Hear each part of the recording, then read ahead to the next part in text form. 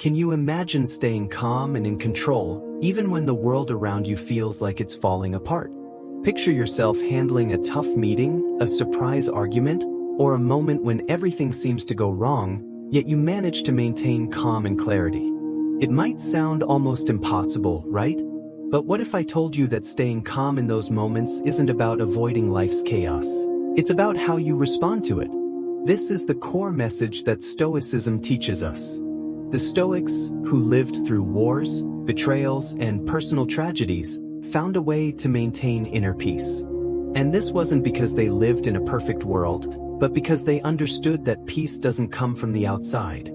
It comes from how they responded to what happened to them. Philosophers like Marcus Aurelius, Seneca, and Epictetus lived in a world full of chaos, yet they managed to stay calm. They didn't try to control the outside world, but they knew that the real strength came from how they thought and reacted to everything around them. This is why Stoicism can be a powerful tool to help us live better in today's world, where challenges and difficulties arise every day.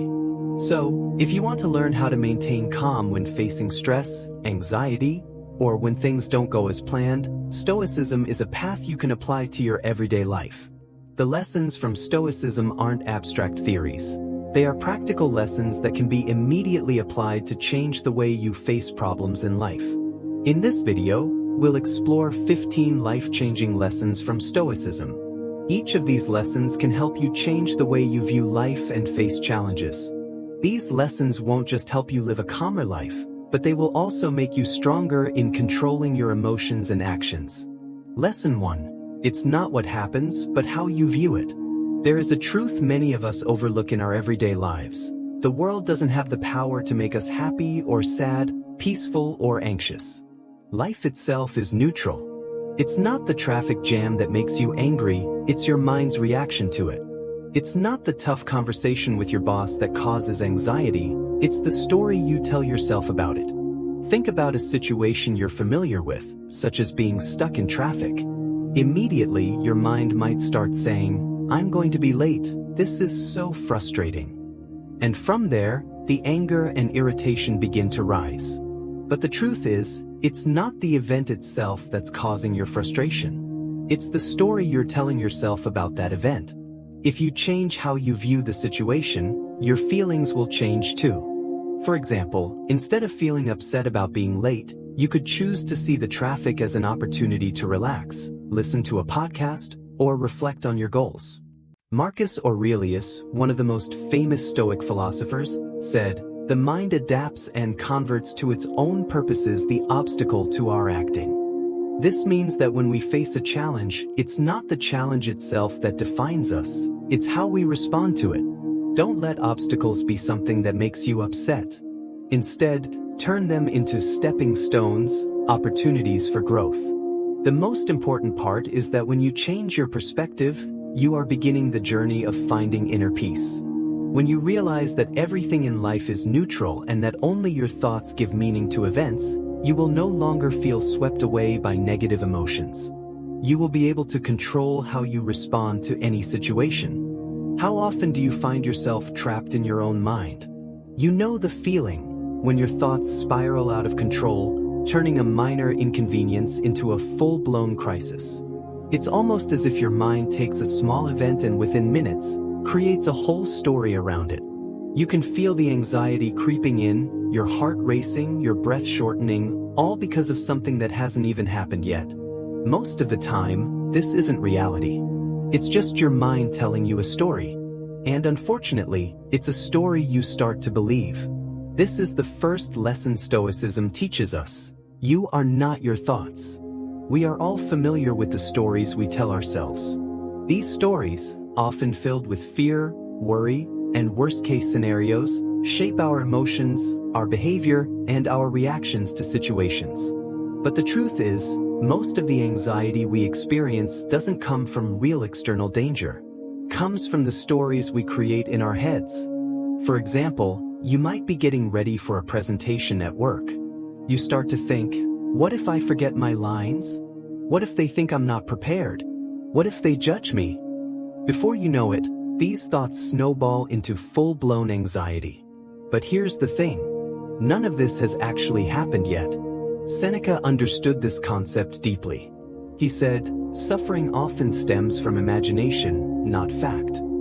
This is a powerful statement. Think about it.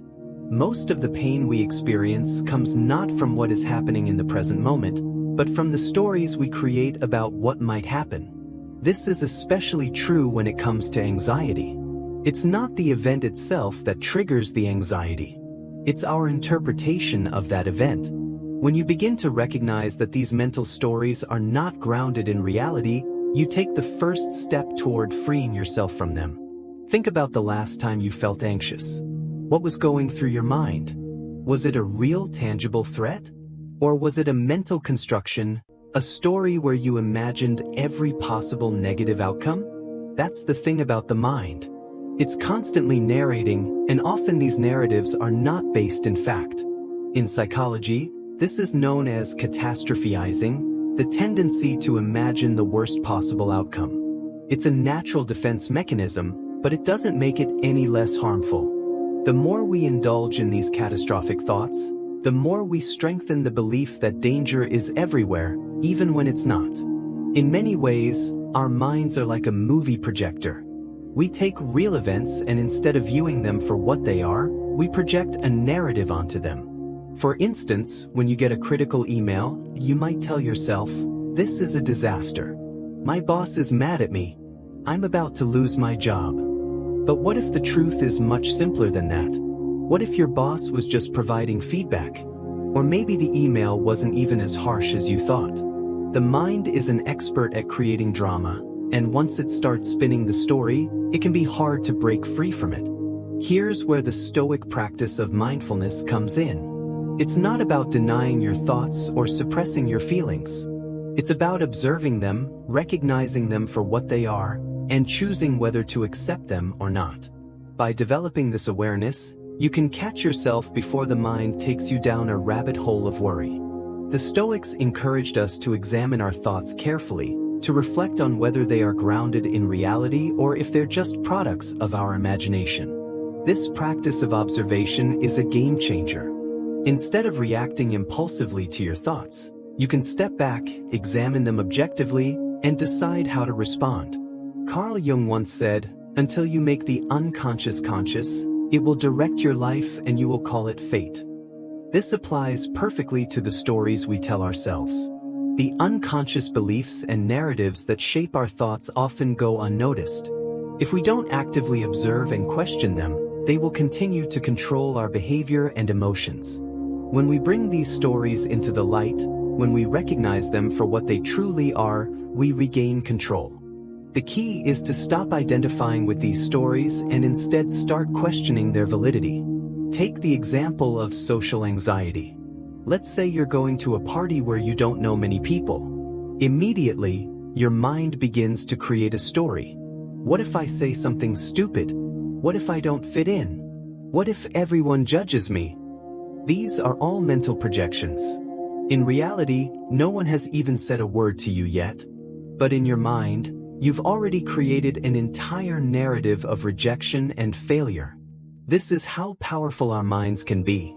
It can take a simple situation and turn it into a source of immense stress, all because of the stories we tell ourselves. The truth is, these mental stories often say more about our internal fears and insecurities than they do about the actual situation. This is why the Stoics taught that we should not give power to our thoughts or emotions. They are not facts. They are simply reactions to the world around us. Marcus Aurelius, in his Meditations, wrote, "The soul becomes dyed with the color of its thoughts." In other words, what we believe, what we think, and what we dwell on eventually shapes who we are.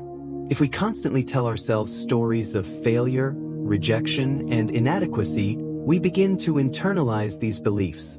But if we can change the story, we change the experience. So, how do we start changing these stories?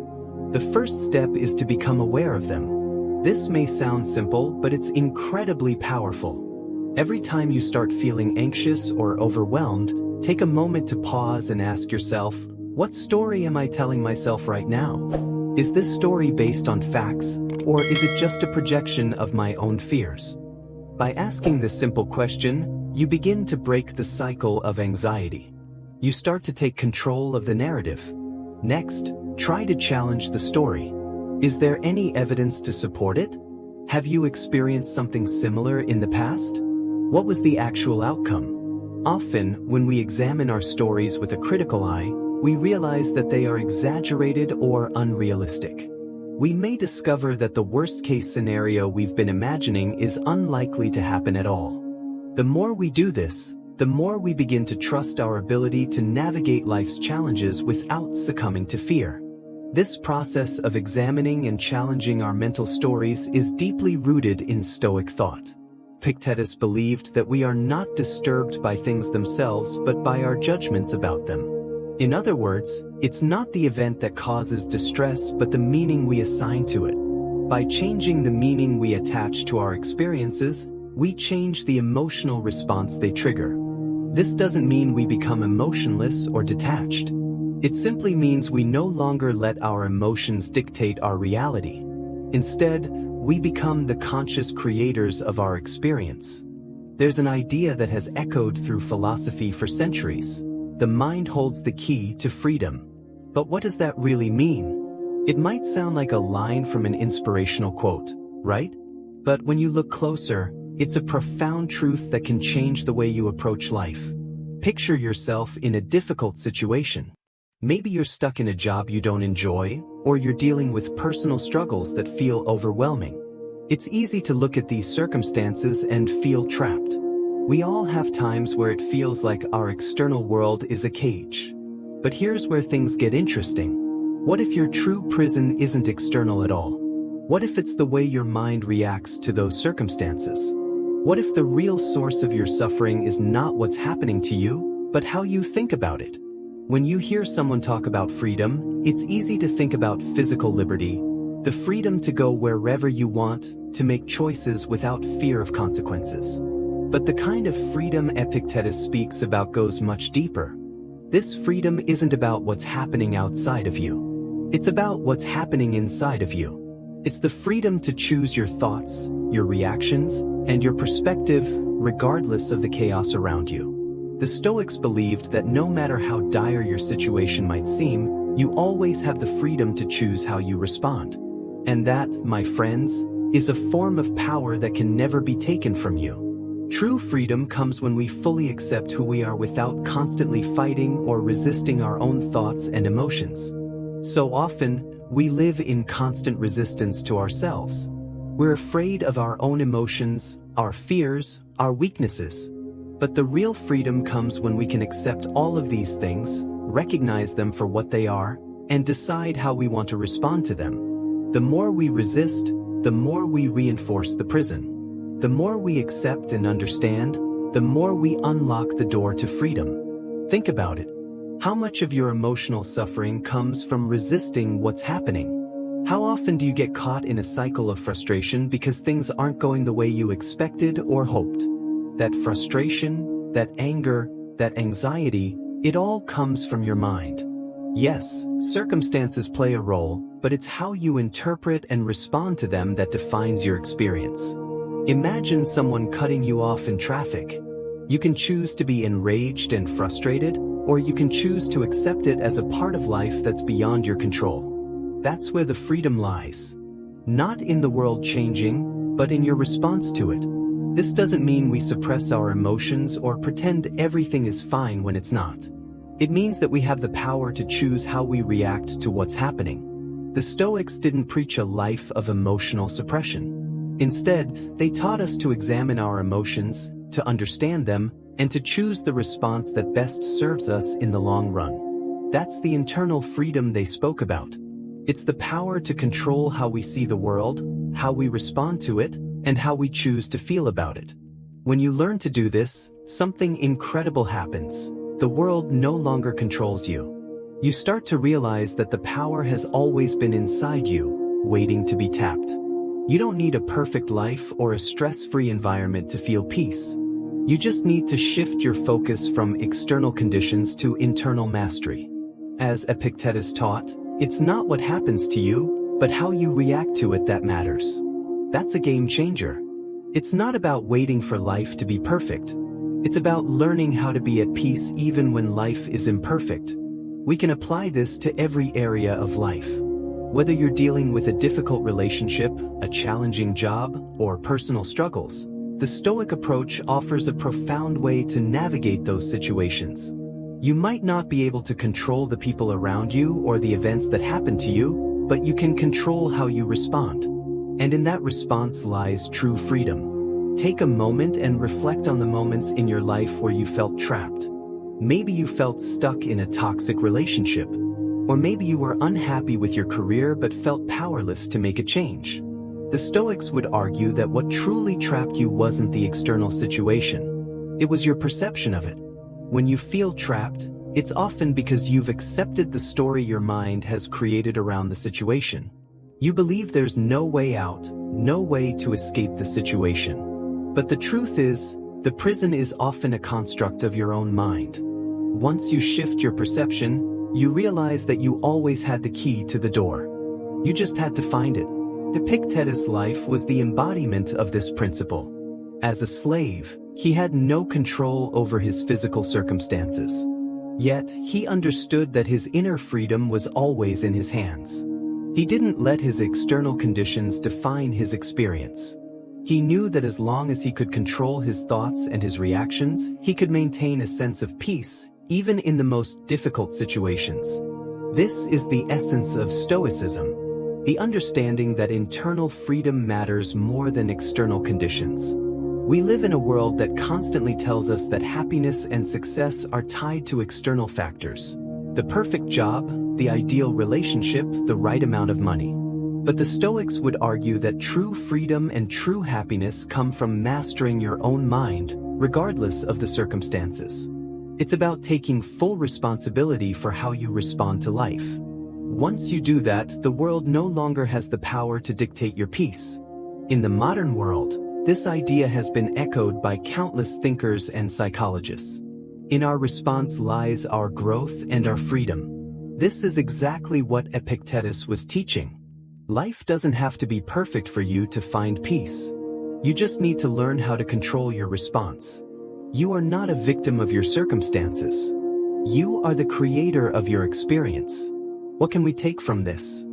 First, we have to recognize that the external world will always be unpredictable. People will disappoint you. Challenges will arise. Life will throw curveballs your way, but none of that has to define your emotional state. Your ability to choose your response to life's challenges is the key to unlocking inner peace. You can't always control what happens, but you can control how you engage with it. And once you realize this, you'll find that the prison you thought you were in was never real. You were always free. The path to freedom lies within. It's not about waiting for the world to change. It's about changing how you respond to the world. And once you master that, you'll discover a freedom that no one can take away from you. Have you ever found yourself lying awake at night, your mind spinning with 1,000 what-ifs? Maybe you're worried about something coming up, like a big presentation, a tough conversation, or a decision you have to make.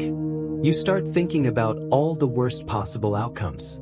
You imagine everything going wrong. You feel the anxiety creep in, the pressure building in your chest, and for a moment, it feels like the worst-case scenario is almost inevitable. But here's the catch. Most of the time, those worst-case scenarios never come true. It's as if our minds take an event, stretch it to its furthest extreme, and then convince us that the disaster we imagined is not just possible, but certain. But what if you could step back from all that fear and see things for what they really are? What if you could break down your fears and realize that they're often just illusions, products of your mind, and not reality? This is where Stoicism comes in. The ancient Stoics understood that fear is often a projection, a future-based anxiety that doesn't reflect the present moment. They taught that most of our fears are born not from actual experiences but from the stories we tell ourselves about what might happen in the future. And just like we can create these catastrophic stories in our minds, we also have the power to challenge them. Carl Jung once said, "Fear is a reaction. Courage is a decision. Fear is a natural part of being human. But the Stoics remind us that we don't have to let it control us. We can decide, in the face of fear, to step forward anyway. But first, we need to realize that the things we fear often have no grounding in reality. Most of the things we dread, when tested against reality, are much less intimidating than they seem. Think about the last time you felt really anxious. What was it about? Was it something that was happening right now, or was it something in the future? Something that you imagined could happen? More often than not, we get wrapped up in future-based fears. We imagine ourselves failing, being rejected, or not measuring up. And yet, when we get to that moment, we often find that the actual experience is far less terrifying than we anticipated. Seneca once wrote, "We suffer more often in imagination than in reality." This statement is a powerful reminder that fear is usually a story we tell ourselves and not the truth of the situation. We get so caught up in the what-ifs that we forget to focus on the here and now. Our anxiety is less about what's actually happening and more about what we think might happen. Let's take a closer look at this. Imagine you're preparing for an important meeting at work. Your mind starts to spiral. You think, what if I forget everything I want to say? What if they think I'm not good enough? What if I get asked a question I can't answer? You start picturing the worst-case scenario: embarrassment, failure, rejection. Your body reacts to this mental projection. Your heart starts racing. Your palms sweat. Your mind becomes clouded with stress. But here's the question: have any of these things actually happened yet? They're all future projections, not present facts. The real danger is that we begin to believe these imagined scenarios. They feel so real in the moment, and our fear makes them seem inevitable. But when we pause and look at them with a clear mind, we often find that they are far less threatening than we once thought. Here's some practical advice. Next time you feel gripped by fear, try writing down your worst-case scenario. This simple exercise can help you see just how exaggerated your fears are. Take the time to write down every possible negative outcome you can think of. Then ask yourself, is this really likely to happen? What evidence do I have that this will come true? More often than not, you'll find that the worst-case scenario is based on pure speculation, not reality. In fact, if you take a moment to reflect, you might realize that many of your fears are based on past experiences or on things that have no bearing on the present. It's in this process of confronting your fears that you start to see them for what they really are: just thoughts, not facts. The Stoics knew that fear and anxiety often come from our tendency to imagine outcomes before they even happen. Epictetus said, "Wealth consists not in having great possessions, but in having few wants." While this quote is about material wealth, it can also apply to our internal wealth. We are wealthy when we learn to quiet our mental noise. When we can recognize that the fear we feel is often not rooted in reality. True wealth, in the Stoic sense, comes from mastering the mind, learning to calm our fears, and focusing on what we can control. And the truth is, we can't control the future, but we can control our response to it. This is where freedom lies. Not in avoiding fear, but in choosing how we engage with it. Imagine how freeing it would be to let go of the constant worry about what might go wrong. What if you could face your fears head-on without letting them dictate your emotional state? The Stoics taught that we should not wait for fear to disappear before we act.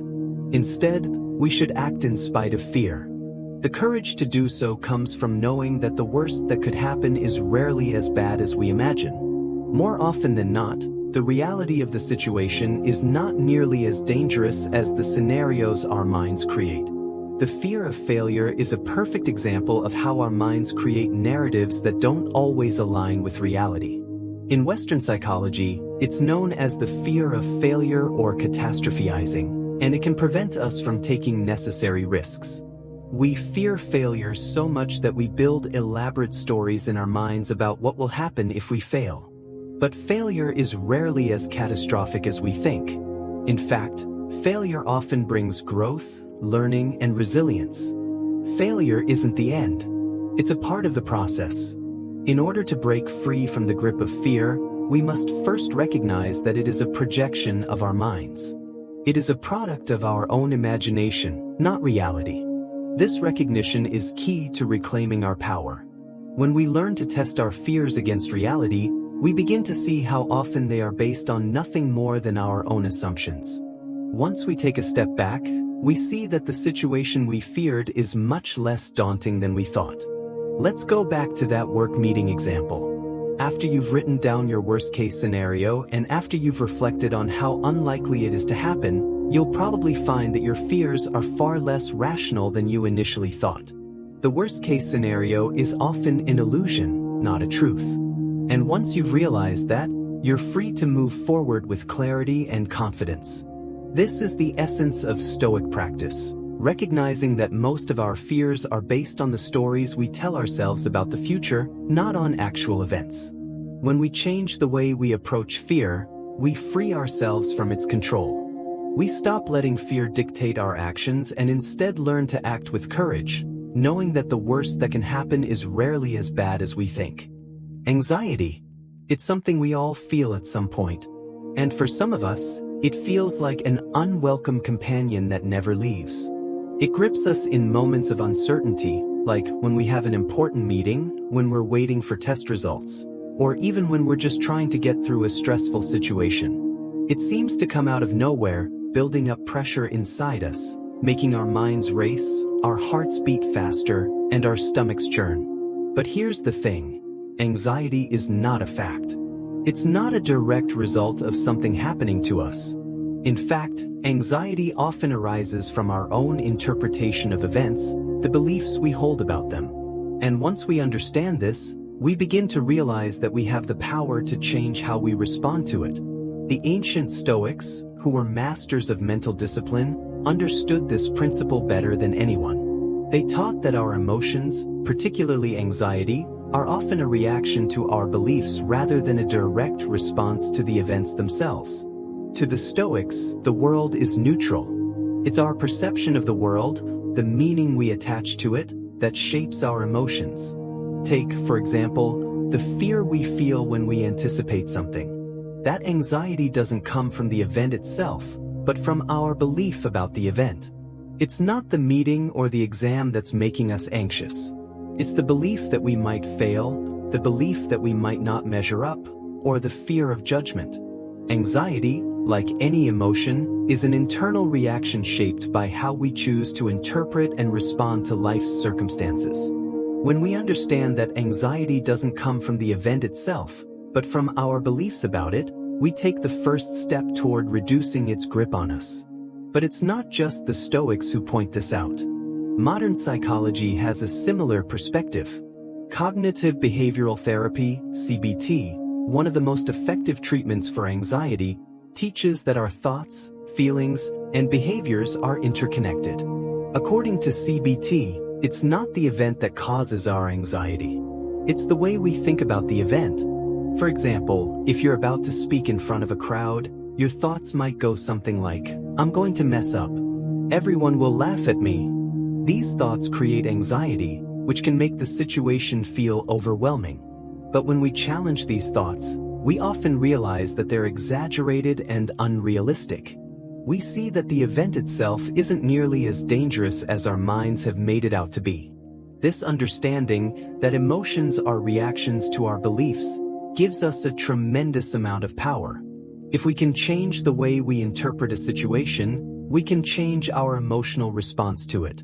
If we can recognize that anxiety is a reaction to our thoughts and not a reflection of reality, we gain the ability to manage it more effectively.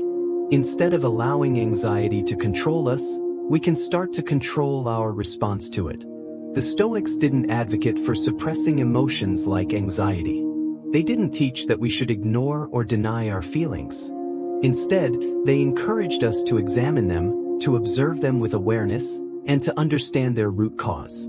They believed that by examining our emotions, we could understand their true source and gain control over them. This is one of the most powerful lessons of Stoicism. Don't suppress your emotions, observe them. When you observe your anxiety instead of reacting to it, you begin to see it for what it really is, a mental and emotional reaction to your thoughts and beliefs, rather than an objective truth. Carl Jung once said, I am not what happened to me. I am what I choose to become. This is a crucial insight for anyone struggling with anxiety. You are not defined by your anxiety. You are not controlled by it. Just because anxiety arises doesn't mean you have to act on it or let it dictate your actions. Anxiety, like any emotion, is temporary. It's not a permanent state, and you don't have to let it define who you are or how you experience the world. The key is to choose how you respond to it. The Stoics were all about taking control of how you engage with your emotions, not letting them dictate your actions. Let's take a step back and look at a real-life example of how this works. Imagine you're in a social situation, maybe at a party or a work event, and you start feeling anxious. Your heart rate increases, your palms get sweaty, and you feel the familiar wave of dread. But then, instead of letting that anxiety take over, you take a moment to pause and observe it. You realize that the anxiety isn't caused by the people around you or the situation. It's coming from your own beliefs, your belief that you need to impress everyone, that you're not good enough, or that people are judging you. When you recognize this, you have the power to challenge those beliefs. You can remind yourself that it's okay not to be perfect, that not everyone is scrutinizing you, and that your worth doesn't depend on other people's opinions. When you recognize this, you regain control over your anxiety. It may not disappear entirely, but you no longer feel overwhelmed by it because you recognize it for what it is, a reaction to your thoughts, not a reflection of reality. This shift in perspective doesn't eliminate the anxiety entirely, but it helps you manage it.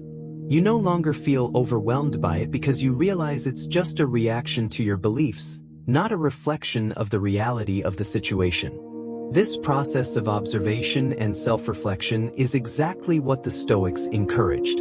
Instead of pushing anxiety away or trying to numb it, they taught us to sit with it, examine it, and understand it. They believed that by understanding the root of our emotions, we could gain mastery over them. This is one of the most powerful aspects of Stoic practice. When you understand your emotions, you can control them. By accepting them for what they are, you gain the ability to choose your response. Change. We all know it's inevitable, yet so many of us fear it. The idea of stepping into the unknown, breaking old habits, or facing the discomfort of growth can feel terrifying. It's easy to get caught up in the idea that if we just stay where we are, where things feel familiar, we can avoid the struggle. But here's the catch. Staying stuck can be just as uncomfortable, if not more, than embracing the change we're avoiding. It's like choosing to stay in a too tight pair of shoes because you're afraid to walk in new ones. Sure, the old ones are uncomfortable, but at least you're used to them. But think about it.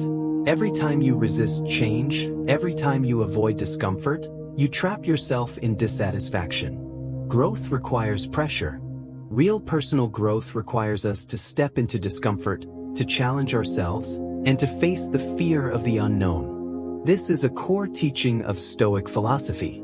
The Stoics believed that true transformation doesn't happen in a comfortable, safe space. It happens when we push ourselves outside of that space. When we face challenges head-on, when we feel the weight of discomfort, that's when we begin to evolve. Growth requires pressure. It's not about avoiding discomfort. It's about using that discomfort to fuel our progress. This might sound counterintuitive, but if we look at the lessons the Stoics left behind, we see that they understood this deeply. Epictetus taught that our struggles and discomforts aren't things to avoid but rather opportunities to strengthen our character. He said, difficulties are things that show a person what they are made of. That discomfort, that feeling of pressure, is not a sign that something is wrong. It's a sign that you are on the verge of something new, something that will push you to grow. Think about the times in your life when you felt discomfort and resistance. Maybe it was a new job, a new relationship, or even just a change in your routine. It's common to want to avoid that discomfort, to stay in the place where things feel familiar, even if that familiarity no longer serves you. But when we resist change, we often end up in a state of dissatisfaction where we feel like we're not moving forward. The idea of staying comfortable might seem appealing in the short term, but in the long run, it leads to frustration and stagnation. You're not evolving. You're staying the same. And deep down, that's a kind of dissatisfaction that grows louder with time. But here's the thing. Becoming who you truly are means stepping into discomfort. It means challenging the parts of yourself that are afraid to change, afraid to grow, and afraid to embrace new possibilities. If you never leave your comfort zone, you'll never know the potential you have for growth. You'll never know what you're truly capable of because you'll be stuck in the same place, playing it safe. Carl Jung's quote isn't just about becoming a better version of yourself. It's about confronting those uncomfortable parts of you that need to evolve in order to unlock the person you're meant to be. This is what the Stoics recognized centuries ago. Change was uncomfortable for them too. But they understood that life is inherently full of challenges, and the key to living a fulfilled life wasn't in avoiding discomfort but in embracing it. Seneca believed that a gem cannot be polished without friction, nor a man perfected without trials. This quote encapsulates the Stoic approach to life's difficulties. The friction, the discomfort, the struggles, they're not something to shy away from. They're part of the process. Just like a gem, you cannot polish yourself without experiencing a little pressure. You cannot grow without facing discomfort. And yet so many of us try to avoid it, thinking it's something we should run from. The Stoics would argue that we shouldn't avoid discomfort at all, but rather lean into it, knowing that it is through that discomfort that we grow. It's easy to think of discomfort as something bad, something to be feared. But the Stoics taught that discomfort is a necessary part of life. If we try to avoid it, we trap ourselves in mediocrity. We stop learning. We stop expanding. We stop growing. Imagine if you never pushed yourself outside your comfort zone. You might avoid the pain of failure, but you also avoid the growth that comes with it. You might feel a temporary sense of security, but you miss out on the deeper satisfaction that comes from overcoming challenges. The obstacles in our path are often the things that push us forward. The discomfort we feel when faced with a challenge isn't something to fear. It's the very thing that propels us to the next level. The Stoics didn't just accept discomfort. They sought it out because they understood that only through challenges could we truly grow. They didn't see obstacles as something that hindered their progress. Instead, they saw them as opportunities to advance. This is a powerful mindset shift that can change everything about how we approach discomfort in our own lives. There's a profound lesson in that shift. If we look at discomfort as something to avoid, we keep ourselves trapped. We keep ourselves in a state of dissatisfaction because we're unwilling to face the hard stuff. We resist, we procrastinate, and we stay stuck. But if we start to see discomfort as an opportunity for growth, as the very thing that will push us forward, we begin to change how we experience it. We no longer avoid it. We welcome it. This doesn't mean that discomfort is easy or pleasant. It's still challenging. But the way we approach it makes all the difference. Instead of feeling defeated, we feel empowered because we know that growth comes from the pressure, the challenge, the discomfort.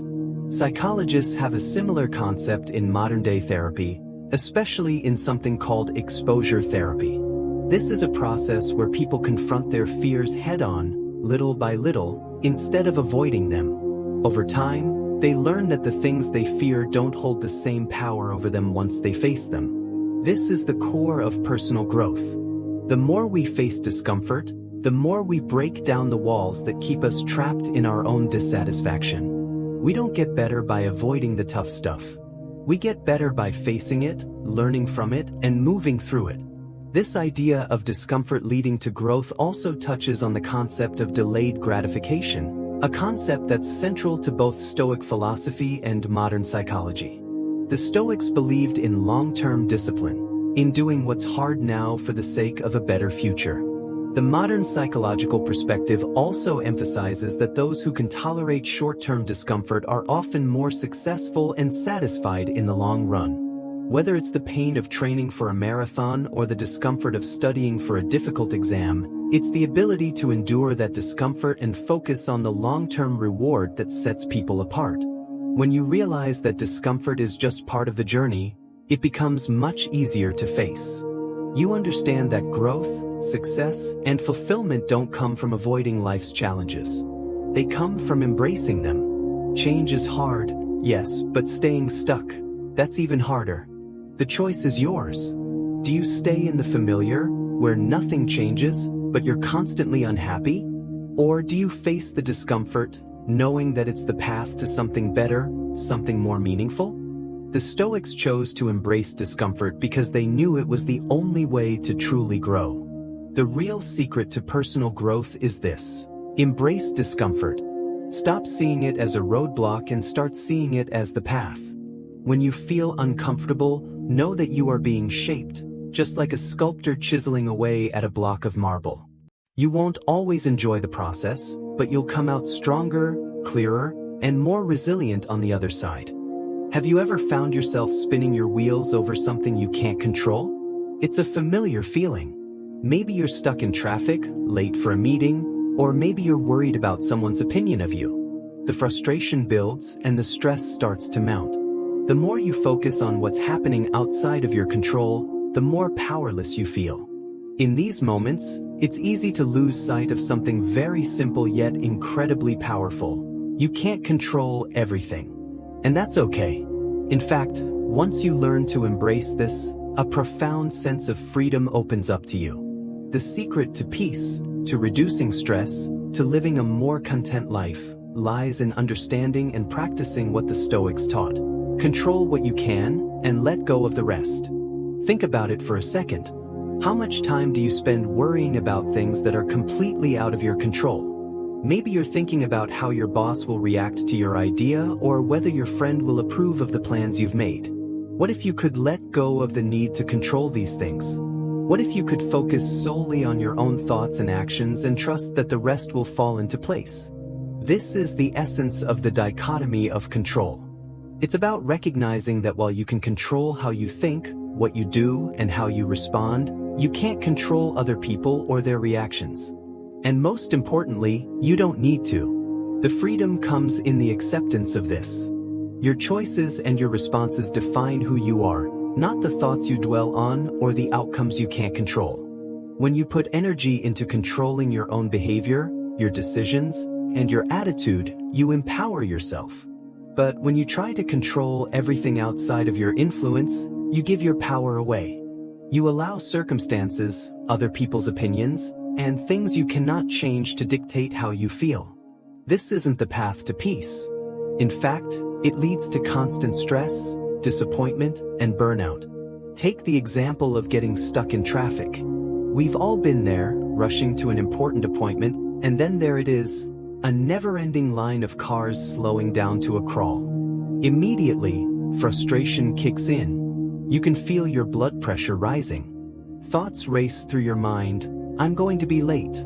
I'm never going to make it. Why does this always happen to me? But here's the thing, you can't control traffic. It's outside your sphere of influence. So the question becomes, why invest your energy in something you can't control?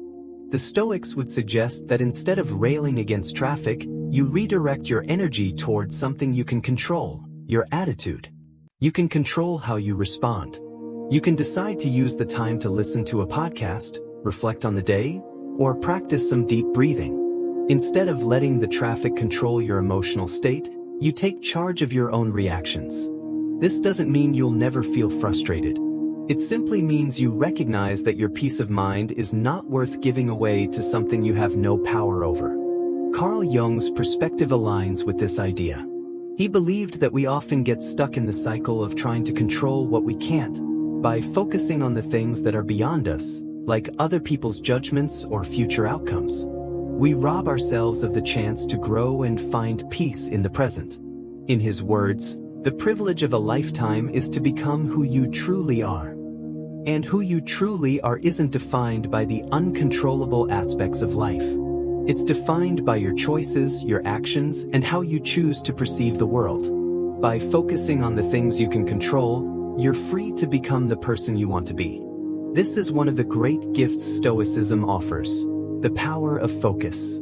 It teaches you to direct your energy into the things that matter, the things you have control over. Once you do that, you'll notice that your stress levels drop. You'll feel more centered, more at peace with yourself.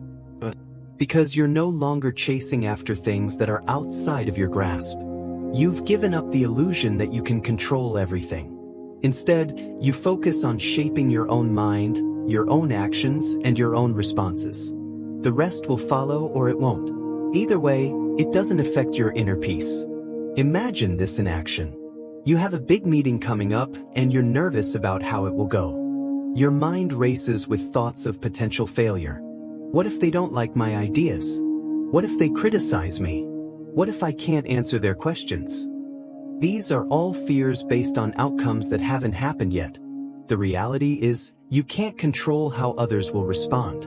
But you can control how you prepare, how you present yourself, and how you engage in the conversation. You can focus on what's in your hands, your thoughts, your actions, your ability to stay calm.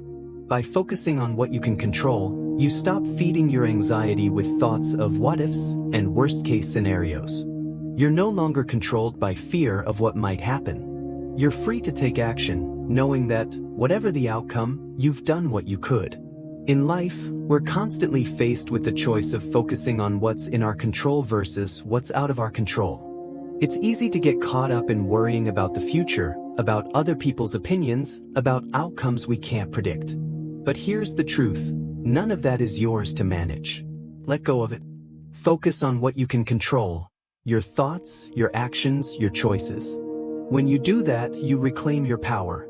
You take control of your experience, and you stop letting life's unpredictability determine your emotional state. When we stop wanting control over things we cannot influence, we free ourselves from the burden of unrealistic expectations. Instead of constantly striving for things that are out of our reach, we learn to find contentment in the things we can control. This is a deeply liberating practice. It shifts your focus from external events to internal mastery. And when you shift your focus like that, you shift your entire experience of life. The Stoics knew this, and it's why they advocated for a life that was centered on cultivating self-control, not on chasing after external things. They knew that if you can control your reactions and your actions, you will always have peace.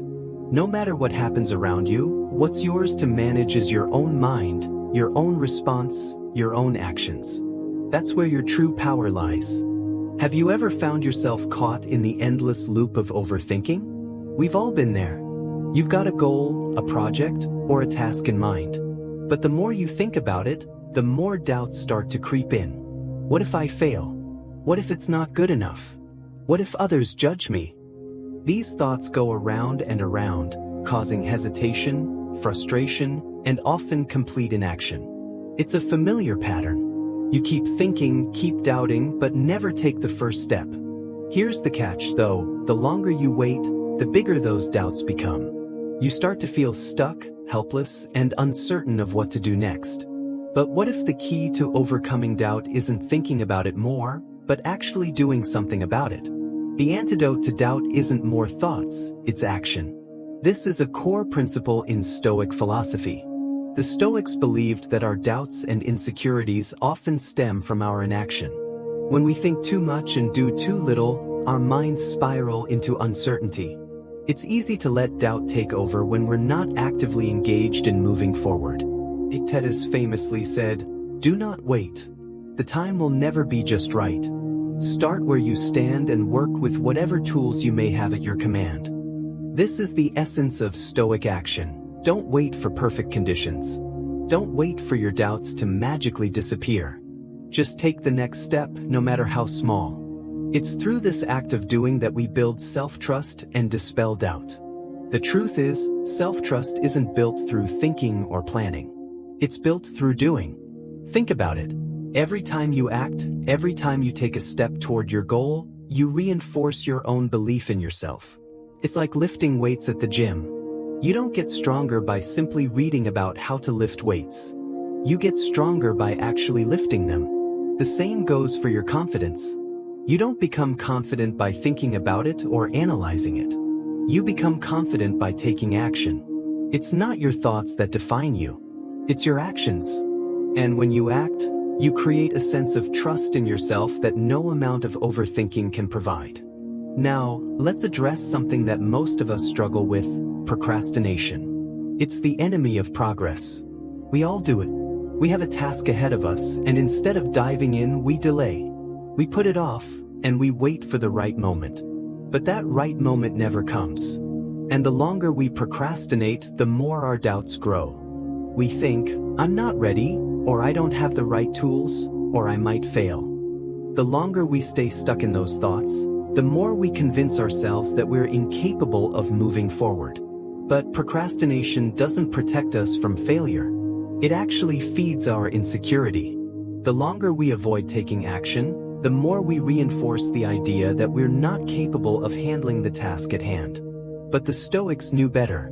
They understood that the best way to conquer insecurity is to take small, consistent actions. The more you act, the more you build trust in yourself, and the more your doubts start to fade. Think about the last time you procrastinated on something. Maybe it was a work project, a conversation you needed to have, or a personal goal you've been putting off. How did it feel? Most likely, the longer you put it off, the more your anxiety increased. The doubts grew. Your mind started spinning with all the ways it could go wrong. But then once you finally took the first step, however small it was, you probably felt a huge weight lift off your shoulders. It wasn't as hard as you thought, right? And after a few more steps, you probably found that the task wasn't as overwhelming as it seemed. This is the magic of action. Every time you take action, no matter how small, you create momentum. And that momentum builds self-trust. Jung's idea of becoming who you choose to be speaks directly to this process. Every action you take, however small, is a step toward the person you want to become. If you want to become someone who trusts themselves, you need to show up for yourself. You need to act. And when you act, you prove to yourself that you can handle whatever comes your way. This is how you build self-trust, not by waiting for doubts to disappear, but by doing the very thing that scares you. The more you do, the less room there is for doubt. The Stoics also knew that the pursuit of perfection often holds us back. We fear that what we do won't be good enough, so we hesitate to take the first step. But this is another trap. Perfectionism is just another form of procrastination. It's the voice in your head telling you to wait until you're completely ready, until you have all the answers, until everything aligns perfectly. But the Stoics would argue that waiting for perfection is an illusion. Seneca once wrote, "It is not that we have a short time to live, but that we waste a lot of it." Waiting for the perfect moment means wasting the time you have. The time to act is now. And the best way to overcome perfectionism is to focus on progress, not perfection. When you act, you're moving forward, even if it's just a small step. And let's be honest, we all have goals we're working toward, whether it's finishing a big project, losing weight, improving our relationships, or building new habits. But here's the thing, those big goals can be intimidating. It's easy to look at the end result and feel overwhelmed. The Stoics, however, taught us that success isn't about big dramatic actions. It's about small, consistent efforts over time. The key to mastering yourself is in the small daily actions you take, not in the grand gestures. By focusing on doing what you can today, you build momentum that propels you toward your larger goals. It's in the consistency of action that you prove to yourself that you're capable. This is the power of focusing on the process, not just the outcome. When we focus solely on the end result, the task can seem insurmountable. But when we focus on what we can do today, on the small actions we can take right now, the task becomes more manageable. Instead of letting the fear of failure paralyze us, we break it down into bite-sized pieces. Each small step you take builds on the one before it. And with each step, your confidence and self-trust grow. The Stoics understood this intimately. They didn't wait for life to be easy or for the perfect conditions to act. They knew that the most important thing was to take action, no matter how small, because every action was a step toward greater self-mastery. The longer we put things off, the more we feed our doubts and insecurities. But action, no matter how small, dissolves those doubts. It builds momentum and creates progress. Every time you take action, you silence the voice of fear and hesitation. You show yourself that you are capable, that you can handle challenges, that you can trust yourself. And with each step, you move closer to becoming the person you want to be. The next time doubt creeps in, the next time procrastination tries to take hold, remember, action is the antidote. Don't wait for everything to be perfect. Don't wait for the fear to go away. Take the first step, no matter how small, and trust that the momentum will carry you forward. As the Stoics taught, it's not about waiting for the right moment. It's about making this moment the right one by choosing to act. Ever stop to think about how you see yourself? You know, the way you identify, what you believe you're capable of, who you are at your core.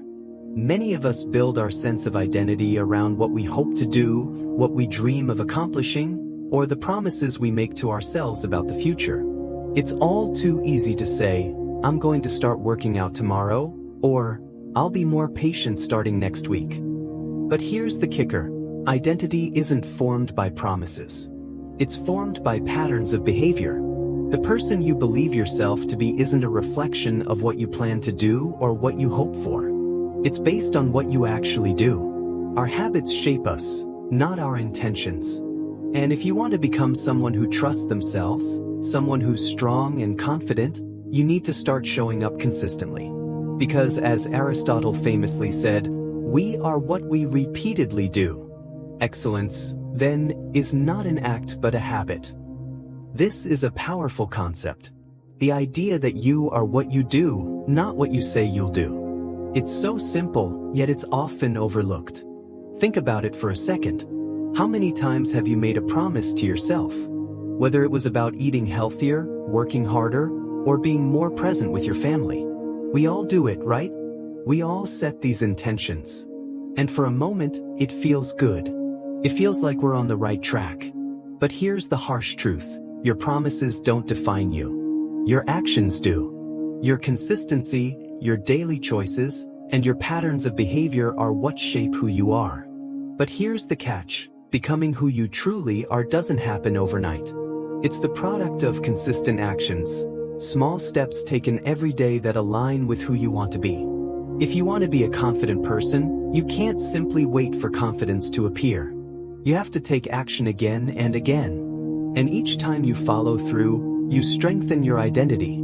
Each time you stick to your word, even when it's hard, you reinforce the person you want to become. Confidence doesn't come from empty promises.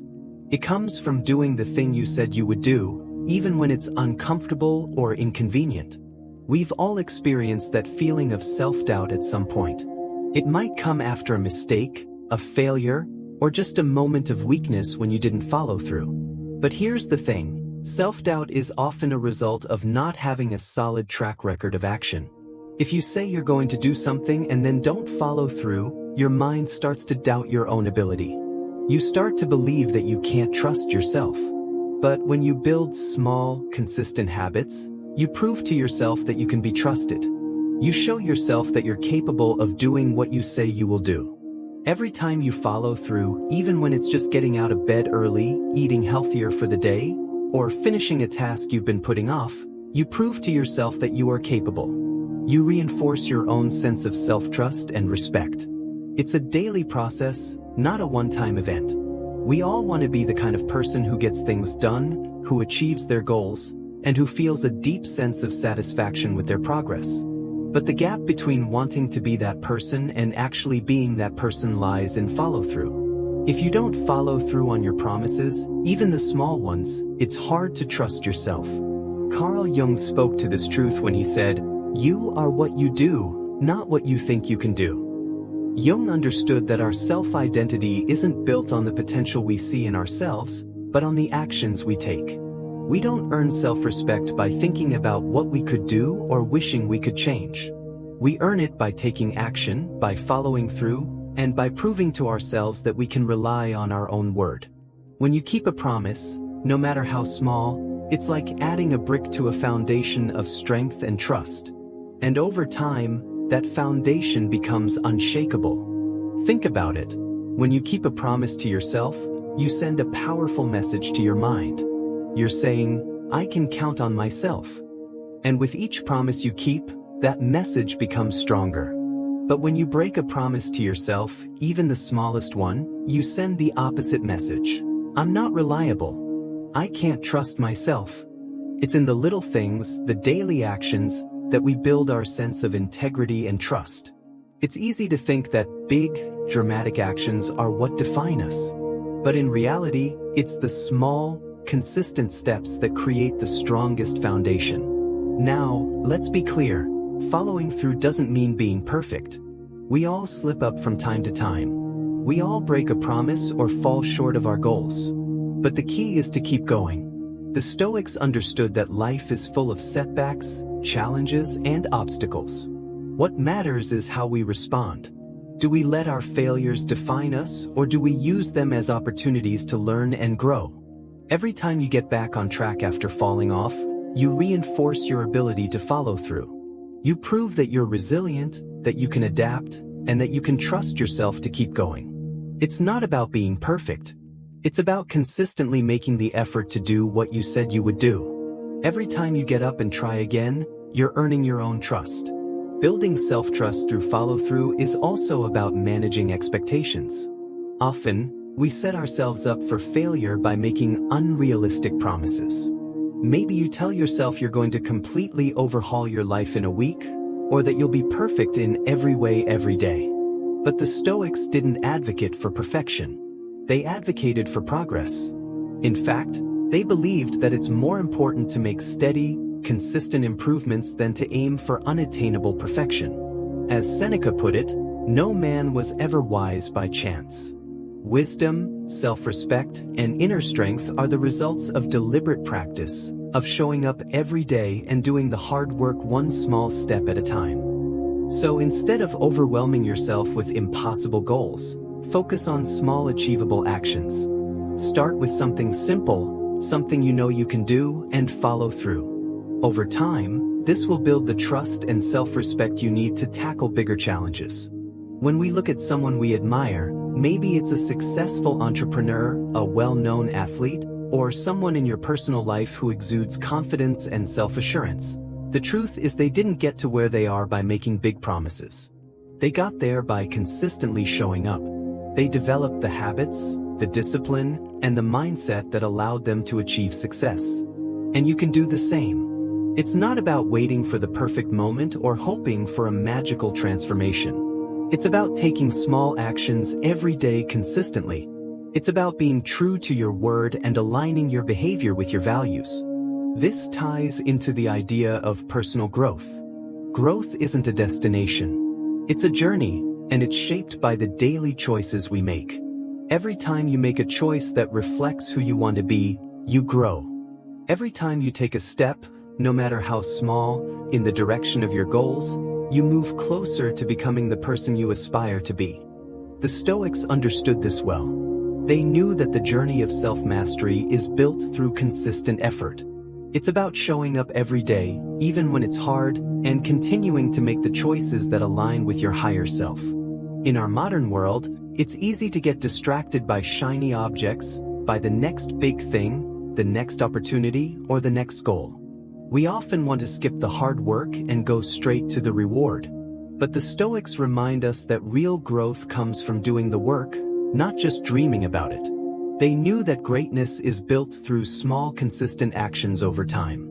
As Epictetus said, "No man is free who is not master of himself." Have you ever caught yourself complaining about something? Maybe it was a bad situation, a person who's frustrating you, or a setback you're facing. For a moment, it feels kind of good, doesn't it? Venting provides a sense of release, like you're getting rid of the frustration that's been building up inside you. But here's the catch: complaining, as tempting as it can be in the short term, doesn't actually solve anything. In fact, it often makes things worse. Complaining doesn't just keep you stuck in the problem. It also trains your mind to feel powerless. Instead of finding a solution or taking action, complaining becomes a habit. And over time, you become more accustomed to feeling like a victim of circumstances. The more you complain, the harder it is to break free from that mental cycle of helplessness. This isn't just a minor issue. It's something that can really impact your life and your ability to move forward. It's easy to get caught in the trap of venting when things go wrong, especially when life feels overwhelming or unfair. But what the Stoics teach us is that complaining doesn't lead to progress. It doesn't help us grow or overcome challenges. Instead, it keeps us stuck in a state of reaction where we're constantly letting external circumstances dictate how we feel and how we act. The Stoics, particularly Marcus Aurelius, understood that our power comes not from the external events that happen to us, but from how we choose to respond to those events. Marcus Aurelius wrote, "You have power over your mind, not outside events. Realize this and you will find strength." In other words, complaining about things that are out of our control only drains our energy and focus and keeps us from finding a productive response. Take a moment to think about the last time you complained about something. Maybe it was about a traffic jam, a difficult conversation, or a mistake you made at work. How did that complaining make you feel? For a moment, it might have felt like a relief, like you were able to express your frustration and let it out. But after a while, what happens? That feeling of relief fades, and you're left with the same problem, sometimes even amplified. When we complain, we give our energy to the problem, not the solution. We focus on how unfair things are or how difficult life is. But we don't actually take any steps to change the situation. And the longer we stay in that place of complaining, the harder it becomes to break free from it. It's like quicksand. Once you start complaining, it's easy to keep sinking into it. This is where the Stoics offer a profound lesson. The Stoics didn't ignore challenges or pretend that life was always easy. They taught that complaining was a form of weakness because it only reinforces the idea that we are powerless in the face of adversity. Instead of complaining, the Stoics advocated for what they called responsibility. It's the idea that we can choose how to respond to anything life throws at us. No matter what happens, we always have a choice. We can react or we can respond. And the key to overcoming powerlessness is shifting from reaction to response. Carl Jung believed that we have the power to shape our own lives by choosing how we respond to the events that happen to us. This is exactly what the Stoics understood. Our power lies in our ability to choose how we respond to life, not in the events themselves. When you stop complaining, you shift from being a passive observer of your life to being an active participant. Complaining locks you into a victim mentality, where everything that happens to you is out of your control. But when you stop complaining, you take back control. You stop focusing on how unfair things are and start thinking about what you can do to make things better. It's a small but powerful shift in mindset. Instead of asking, "Why is this happening to me?" ask yourself, "What can I do about this?" This simple change in perspective can make all the difference. When you focus on solutions rather than problems, you empower yourself to take action and make progress. The Stoics didn't spend their time lamenting over things they couldn't control. They focused their energy on their thoughts, their actions, and their responses, knowing that this was where their true power lay. Think about it this way. Imagine you're stuck in traffic. You could easily start complaining. You could gripe about how late you are, how frustrating it is, and how unfair the situation is. For a moment, you might feel a little better, but ultimately, it changes nothing. You're still stuck in traffic, and your stress levels are higher. On the other hand, what if, instead of complaining, you took a deep breath and asked yourself, "What can I do with this time?" Maybe you could listen to an audiobook, catch up on a podcast, or simply practice some mindfulness. You could choose to turn the situation into an opportunity rather than letting it drain your energy. The more you choose to respond this way, the more control you have over your emotions and your experience. This is exactly what the Stoics meant when they said that external events don't have the power to harm you. Only your reactions do. It's not the events themselves that determine your happiness or peace of mind. It's your response to those events. When you choose to respond instead of react, you regain control. Complaining is a reaction. It's an automatic response to life's challenges that doesn't serve you. But choosing a response is a conscious decision to take control of the situation, to see it for what it is, and to find a way to navigate it productively. In psychology, there's a concept called learned helplessness. This happens when we experience repeated failures or setbacks, and over time we start to believe that we have no control over our situation. We start to feel powerless, and this belief becomes a self-fulfilling prophecy. Complaining feeds into this mindset. When you complain, you reinforce the idea that you're helpless, that you have no agency over your life. But when you stop complaining, you start to shift your mindset from one of helplessness to one of empowerment. You start to see that no matter what life throws at you, there is always something you can do in response. You don't have to be a victim of your circumstances. You can choose to act. This is where the real strength lies. True power comes from within, from the ability to respond with clarity and purpose rather than react out of frustration or helplessness. The Stoics knew this. They knew that life wasn't always going to be easy.